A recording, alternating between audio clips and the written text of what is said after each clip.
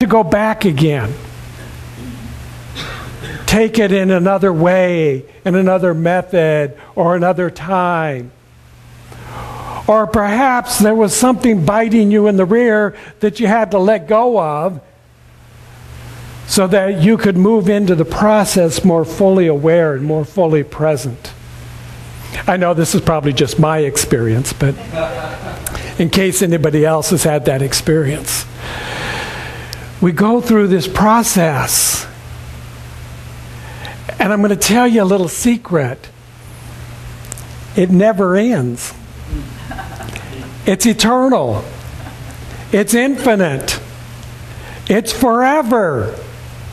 The process is this journey called life that moves into what we're seeking, that's called bliss or nirvana or heaven or enlightenment. Whatever it is that you want.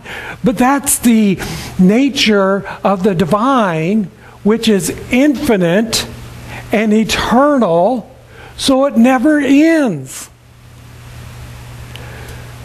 But we have little processes that we like to do. So we've 2 years of study, 2 years of practitioner study, and then you get to take the written exam. Isn't this exciting? A written exam that basically covers all the material you went over for the last 4 years. Yeah. I have a hard time remembering what I did yesterday, let alone take a comprehensive exam of 4 years. Now, it's really not all that difficult. If you have done well in foundations, you've already gotten all the material. The rest of it is taking care of what's in here and fine-tuning it. If you did really well in foundations, you could take the written exam, and I believe you could pass it. But the process is, do you have it in here? And we know that some people are really good at written exams. Is there anybody here that's like, you know, that was your favorite thing? Just give me the exam, you know? First day of class, what's the test? You know, just give it to me. Can I just like jump ahead? I want to do that. And then there are those of us who, when we're faced with the exam, it's like, oh my God.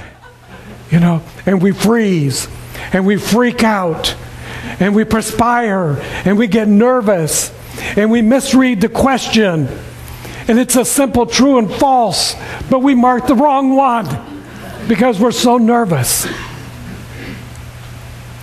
So what we do with the point at which they have gone through all the classes, they've passed the written exam, and then they get to sit before a panel of their peers.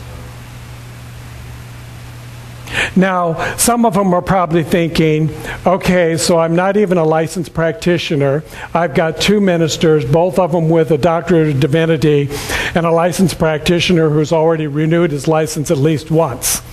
And these are my peers, and they're going to question me. They're going to ask me, what do I know? They're going to want to look into the depths of my soul and see if I cheated. They want to know if I know the truth. They're probably going to ask me to heal something right here and right now. Demonstrate in front of me. Raise the dead.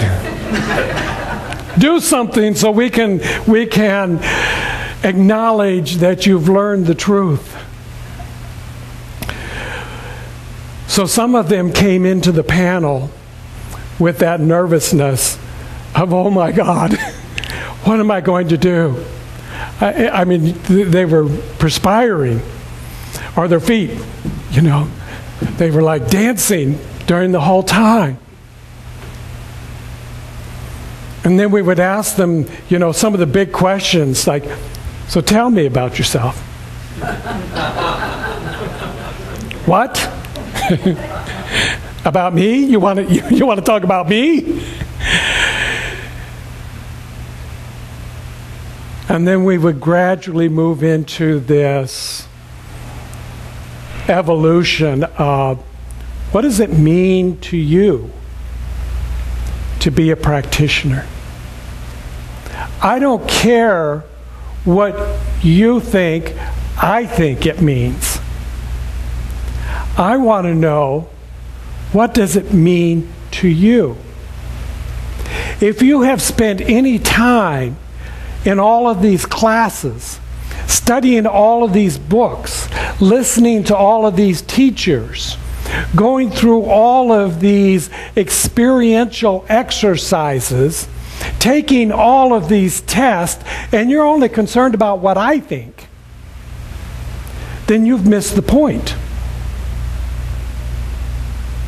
The point is, who are you? What do you know about yourself? What have you heard or read or interpreted from some passage that has meaning to you, that has transformed your life? If you have gone through 4 years of study, your life ought to be transformed. It ought to be extraordinary. It ought to be magnificent.